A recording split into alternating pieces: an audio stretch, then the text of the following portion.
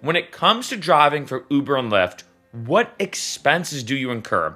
Unfortunately, I find there's roughly about 7 almost inevitable expenses that will happen that you should be aware of when it comes to driving. This is a big question I get from A, beginning drivers, or B, people considering driving. They're like, hey, Mark, I'm considering driving, but I feel like there's certain things I may or may not have to buy, or certain expenses or money that I have to spend out of my own pocket, where in a unique way, I have to continue spending money in order to make money. So in this video, I'm going to talk about the 7 expenses that you typically will incur when it comes to being a rideshare driver. Number 1, gas. This I know is the most common cliche. Might as well mention it though on this video that, as you can imagine, you're going to be spending a lot of money in gas. This is why I suggest A, get a free gas app like Gas Guru, Gas Buddy, or whatever. These show you all the different prices of gas in your area. This is a great way to save money on gas. The second thing I suggest, and this is a big one, is getting a gas credit card. I've already talked about this in a few different videos, but with a gas credit card, you're able to get cash back, get deals, points, etc. And in addition, this also helps build your credit. And as you can imagine, out of anything on this entire list, you're going to be spending the most amount of money on gas. No question. It's kind of unfortunate, but like I said in the intro, being a rideshare driver, especially with gas, is one of those situations that the more that you drive, the more that you have to spend. The more that you're on the road, like say if you're going from like part-time to full-time, for example, as a rideshare driver, the more money you're going to inevitably have to spend in gas. So having a gas credit card is a great way, like I said, in addition to these free gas apps, to save money, get points, build your credit, and more. And then lastly, the third one is on both the Uber and the Lyft app. There's different deals that they have or rewards, where what you do is you connect your credit card to your Lyft driver app or Uber driver app. Then if you pay with that same credit card at different designated gas stations, you can also get money back, points back, etc., etc. So this is a great way with these 3 pro tips to kind of save money on gas. But keep in mind, I know this is the most cliche, most inevitable, and nothing too mind-blowing here, but the biggest expense you're going to incur when it comes to being a driver is gas. Number 2, rideshare insurance. Now I've mentioned this in a bajillion videos. I'm going to make it a bajillion and one. Definitely get rideshare insurance. Now, you may already have your own insurance. And you're like, hey Mark, I already have auto insurance. But you want to double check if that covers anything that happens with ride sharing. Because if you get into an accident and you did not tell your insurance that you're driving for Uber or driving for Lyft or whatever, there's a fair to good chance they will not cover you. Now, rideshare insurance does depend. I've seen it be as cheap as $6 a month up to $20 or $30 a month. You may have to get, let's say, separate insurance, or maybe your current insurance that you have has to get an extra plan, or you can tack onto it. Please do this, because I cannot tell you how many times, 1, I've mentioned this in videos, but 2, I've gotten a lot of comments on those videos saying, hey Mark, I'm so glad you mentioned rideshare insurance. I got it. I was in an accident. Luckily, it covered me. Or I've had people say the opposite. I did not have rideshare insurance. I got into an accident. Uber and Lyft does have their own insurance policies that do try to help you out, but they're super limited, and they regretted not getting rideshare insurance because, as you can imagine, with all these expenses on this video, some of them are a bit more pricey than others. But if anything, the biggest expense is you, let's say, potentially getting into an accident. You don't have rideshare insurance. Now you have to pay for it out of pocket, or it's all on you. That is going to be the biggest expense of them all. And so although this one is not, I've had to be honest, required similar to gas, in a sense it kind of is. This is one you absolutely need to get. Number 3, car items. So you may be wondering, okay, and this is a big question I get all the time, what items should I have in my car? So first off, starting with the don'ts maybe, you don't need snacks, gum, candy, waters. Back in the day, like I'm talking years ago, you almost had to. Like Lyft kind of pushed it on a lot of its drivers to have like goodies in the car, so to speak. You don't need to do that anymore. Being honest, I think it's just a waste of money. Hate to say it, so don't do that. There are a few things that you definitely should have though. Some of them are more one-time purchases. Other ones are more like reoccurring purchases. First thing, get a phone mount. I still don't know why, even if you don't drive for Lyft and Uber, that people, when everyone uses their phone as their GPS, will do like this head bob motion all the time. just get a phone mount. You can get one online for like 10 bucks. You need it. Second thing, definitely phone chargers. And I do suggest getting if you can too. So have maybe either one device that you plug it into your car, 2 different USB ports, one running into your phone so you can always charge your phone. The second, to let's say hand back, if someone does want to charge their phone, I suggest doing this. The next one I definitely suggest is an aux cord. And if you want to get even more technical, the aux cord with the iPhone hookup, because obviously iPhones don't have a headphone jack. So I do suggest having that. I know you may say, well, Mark, I have Bluetooth on my car. I find that can actually stop the flow of the momentum very fast because one, most cars have a security system that don't allow you to connect Bluetooth while moving. So you have to pull over, which means you're losing money because you're not moving. And let's say it's a surge night. And typically, I find most of the times when people want to listen to music, it's usually on a Friday or Saturday night where the surges are high. The last thing you're going to do is have to pull over, be sitting and try to connect, and it gets glitchy and annoying. I think having an aux cord, even though it's almost considered like old school now, it's kind of crazy, a lot easier. Just to go, boom, you pass it back, makes it easier as opposed to just using Bluetooth. Now, in terms of those, I find those are kind of like the standard in terms of having a phone mount, having an aux cord, having phone chargers. The only other thing I'd say on top of this, as you don't need it, but it's so helpful, napkins / paper towels and Febreze. Basically, have something that, like say if something spills in the car, someone needs it to blow their nose, whatever, paper towels or napkins, kind of the same thing, I guess, in terms of the use. Maybe even paper towels more, I guess. I don't know. So helpful. That's one thing I did not expect when I started driving. I remember I had a bunch of napkins with me because I was like, whatever. I think I got it from like Starbucks. And I was like, oh, I'll use them. I was surprised how much they came in handy. So definitely have some type of like napkins or paper towels in your car. And then Febreze. Like say if someone gets in your car with McDonald's and it smells like McDonald's. Like say it's a Friday night, someone gets in the car with too much perfume or too much cologne on, right? Having Febreze or some type of like smelling stuff, if that's the best way to word it, super, super, super helpful as well. Of course, you can roll the windows down and spray it. But those are, I'd say, the only car items you really need. And like I said, some of these are a fixed expense.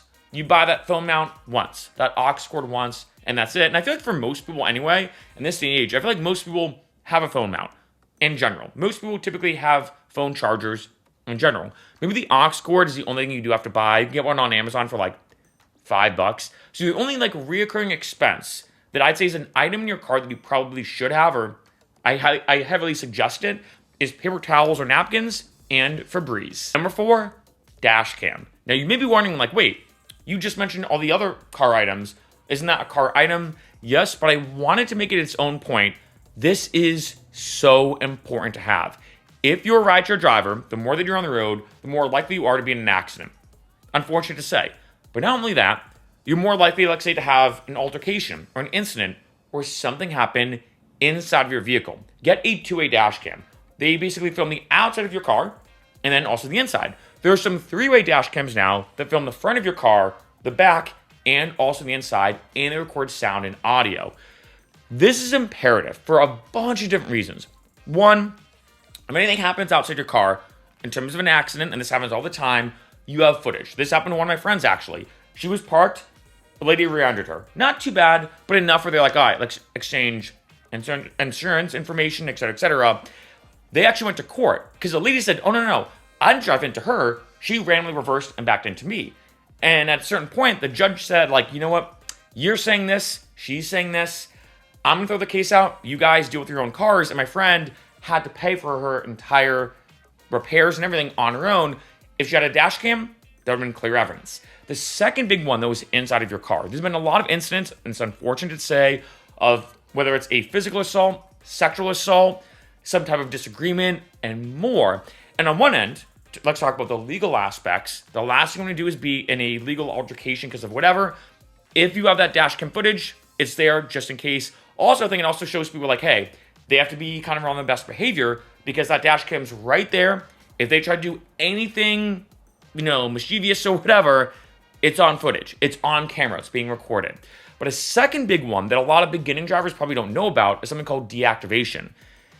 This has unfortunately gotten more popular. But let's say there's a dispute with you and a passenger. And you're like, this passenger is being super rude to you. And this happens a lot. Like say the passenger, for whatever reason, is just not in the best mood. There's been numerous cases where a passenger has said, oh, you know what? My driver, they were drunk. And they do this to retaliate. They're just making it up for like revenge, so to speak. And Uber and Lyft says, oh, shoot, well, there have been cases, and this is true, of drivers being drunk when driving, but also not. Either way, they have to investigate it. When they investigate it, they deactivate your account, which means you cannot drive. It's a huge issue because because I understand why Uber and Lyft does it to an extent. I get it. They have to investigate it because there are bad drivers out there. But on the other end, on the other side of the coin, right, it's unfortunate that as a driver, if you did nothing wrong and this person is making it up, which also happens a lot, you're not like, great, I can't work for a week. Having, again, that dash cam footage, super helpful no matter what happens outside of your car or inside. Number 5, maintenance. This is a big one, kind of similar to gas, where the more that you drive, if you're using your own vehicle, the more wear and tear gets put on that vehicle, which means you have to get more oil changes. You have to repair, like say, your brakes more. I remember I talked to one driver who, not saying they regretted driving, but they were kind of frustrated because they're like, yeah, I drove for an entire summer, I made good money, but then I had to replace my brakes way sooner than normal because I was driving so much. That cost me a fortune or a lot of money. And now I'm like, great, that just was almost equal to like 1 week of driving just out the window, right?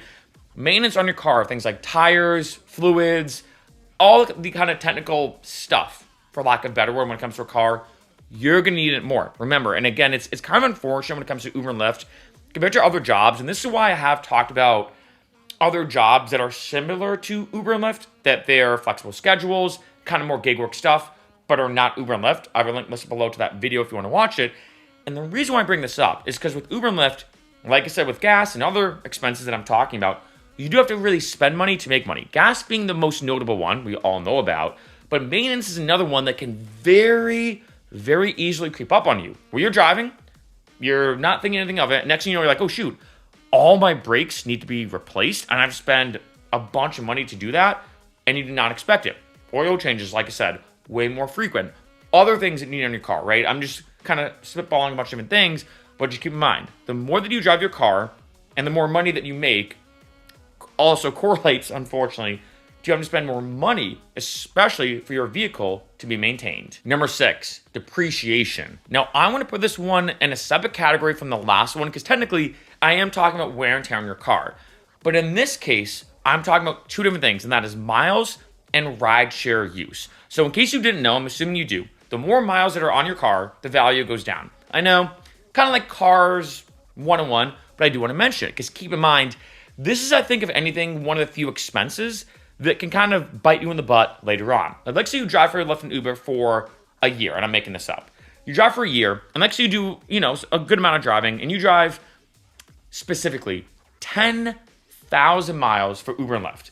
So 10,000 miles that you typically would not drive, but you drove because you're driving for Uber and Lyft. And then you're like, you know what? I'm kind of done with ride sharing. I'm going to do a different job or whatever. Well, later on, when you go to buy your car, even though you stop driving for Uber and Lyft, even though you're all set, like say you go to buy a car and you want to resell it to the dealership, or let's say you just want to sell your car in general, that is 10,000 miles now that has depreciated your car more, never mind maintenance or whatever, but just the value of your car when it comes to reselling it. Of course, if you're never planning on reselling the car, yes, you won't have as much of an issue because of course it's whatever, but also too, keep in mind, that's still 10,000 more miles on your car that depreciates it way more, which means it's kind of your car's going to kick the bucket way faster. This is a big thing to keep in mind. Like say, any single time you're considering reselling your car, that's 10,000 more miles now on it that lowers the value. The second one, in case you didn't know, when it comes to reselling your car, specifically, like say to like a dealership or whatever, one of the big questions I ask you now is, has this car ever been used for a rideshare or taxi-like service like Uber and Lyft?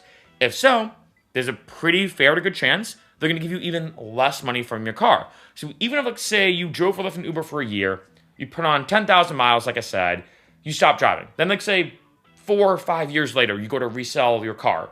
You sell it in, whether it's on, like, I don't know, Facebook Marketplace, or eBay, or in person to a dealership, however you want to do it.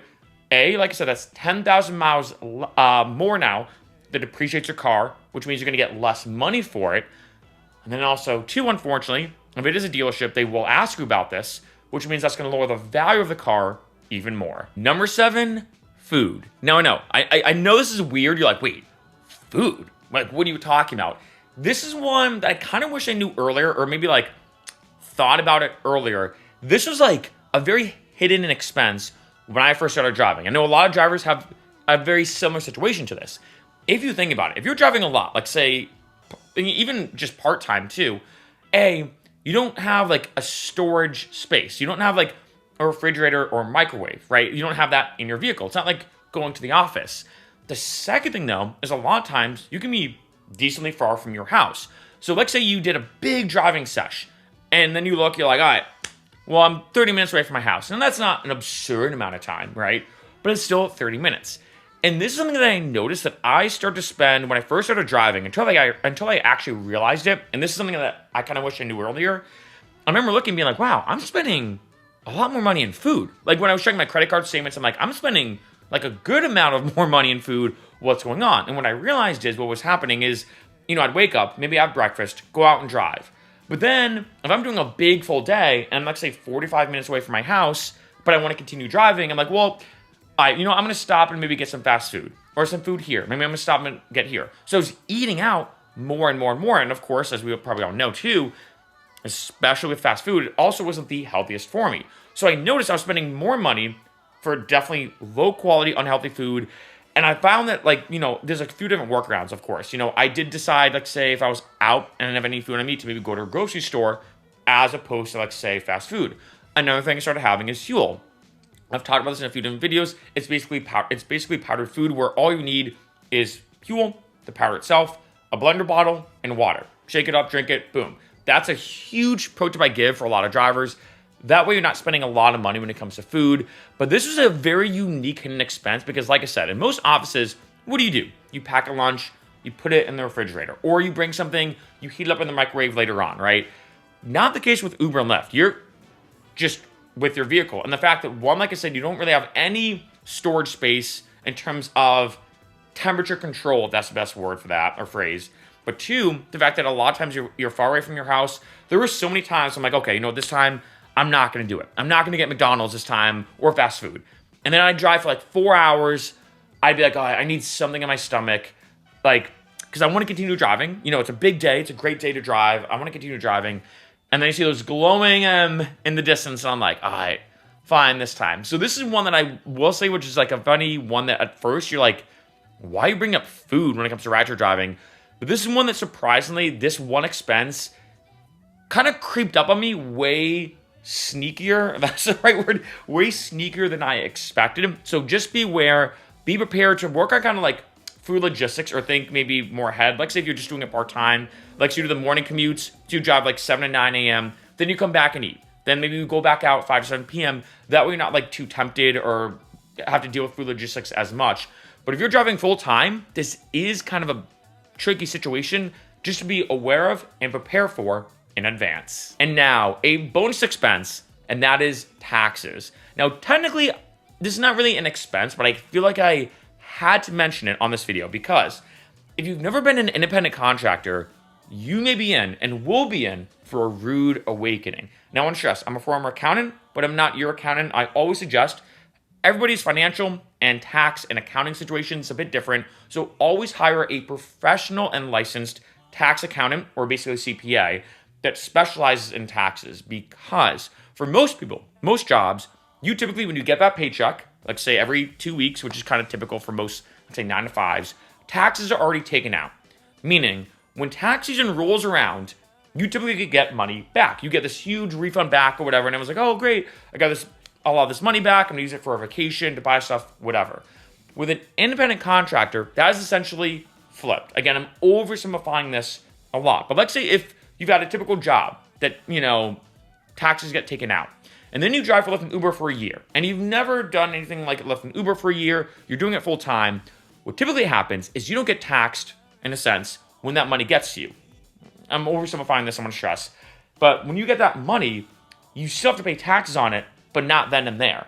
So what happens is when tax season rolls around, like so you go to your tax account, they might say, hey, you know what? You drove a lot last year. You only did Lyft and Uber. You're an independent contractor. Yeah, after reviewing all your forms, yeah, you owe us about $3,000. You owe the IRS $3,000. You're like, wait, one, I owe money. What do you mean? I usually get money back. And two, $3,000. This is something to be aware of. Now, typically, giving you a couple quick pieces of advice. One, always hire a tax accountant. Like I said, had to restress that point. Second thing is you should save money. This is why this is, I'd say, especially for a lot of drivers who, let's say, have never done this kind of tax route with being an independent contractor, could be a hidden expense. Well, let's say you go out, you make $100. I suggest to take 20 to 25 of those dollars. So let's say about 25%, sometimes even as high as 30, but let's just say 25%, and put it in savings. So you make $100, 25 goes right to savings. You don't even see it, you don't even touch it. It's almost like it doesn't exist. That way, when tax season rolls around, you're way better off, as you can imagine, having more money saved up than you expected. Because like say you have $5,000 saved up, but the IRS only wants $3,000. You're like, hey, great. I give them $3,000. I have $2,000 extra left over. That's awesome, right? As opposed to like, say it being the other way around. Well, like say you only have $3,000 in your savings and the IRS wants $5,000, or you need to pay him $5,000. The third thing is now talking about expenses for this entire video. Keep track of all your receipts. So if you buy a phone mount, that's a tax write-off. An aux cord, tax write-off, et cetera, et cetera. Basically, anything that you buy that's considered the normal and ordinary course of that business, which in this case, you're being an Uber driver and a Lyft driver and a rideshare driver, that can be used as like a write-off when it comes to your taxes. So anything that you buy that is in relation to driving for Uber and Lyft, and you can argue it very well so, yes, that is an actual write-off. So let's say if you need to get new brakes, potentially your cell phone bill, right? Again, this is why I suggest talking to a tax accountant 100%. All these different expenses that pop up that I mentioned on this video, those can all be used to write off on your taxes.